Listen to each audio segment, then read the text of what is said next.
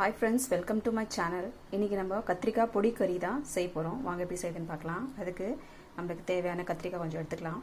இதுக்கு ஒரு பொடி ஒன்று ரெடி பண்ண போறோம். அதுக்கு ஃபர்ஸ்ட் காஞ்ச மிளகாய், உளுத்தம்பருப்பு ஒரு ஸ்பூன், மல்லி ஒரு ஸ்பூன், வேர்க்கடலை, எள்ளு வேணா நீங்க ஆட் பண்ணிக்கலாம். கொஞ்சோண்டு புளி தண்ணி. வாங்க எப்படி செய்யறதுன்னு பார்க்கலாம்.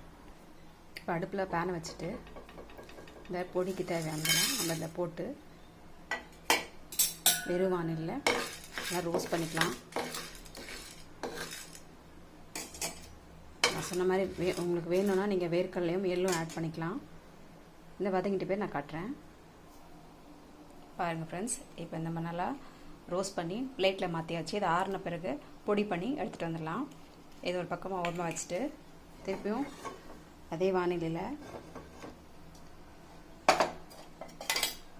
கொஞ்சமாக எண்ணெய் விட்டு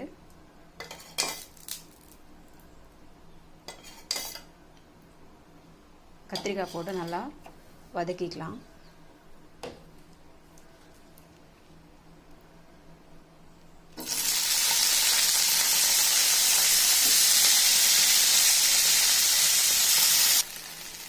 பாருங்க, கத்திரிக்காய் நல்லா சுருள வதங்கணும்.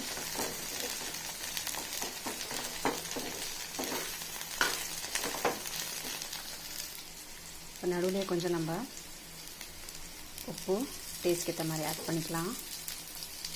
உப்பும் மஞ்சத்தூளும் ஆட் பண்ணி வதக்கலாம்.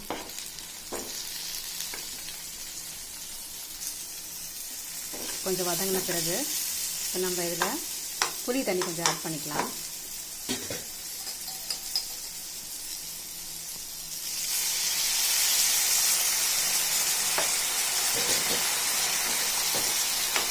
கொஞ்சம் வதங்கிட்டோம். அதுதான் நம்ம பொடியை ரெடி பண்ணி போட்டோம் எடுத்துகிட்டு வந்துடலாம். பாருங்கள், புளி தண்ணி சுண்டி நல்லா வந்து வெந்துடுச்சு. பாருங்கள், இப்போது நம்ம அந்த பொடியும் ரெடி பண்ணி கொண்டு வந்துட்டோம். இது பாருங்கள், மிக்சியில் அரைச்சி இப்போது இதை வந்து இதில் ஆட் பண்ணிக்கலாம். ஆட் பண்ணிவிட்டு நல்லா கலந்து விடலாம். பாருங்கள் கைஸ், நல்லா இந்த மசாலாவை நல்லா மிக்ஸ் பண்ணியாச்சு. இப்போது நம்மளோட கத்திரிக்காய் ரெடி. இதை நீங்கள் தயிர் சாதத்துக்கு, ரசம் சாதத்துக்கு வச்சு சாப்பிட்டிங்கன்னா அவ்வளோ சூப்பராக இருக்கும். ட்ரை பண்ணி பார்த்துட்டு எப்படி இருக்குன்னு சொல்லுங்கள் ஃப்ரெண்ட்ஸ். பாய்.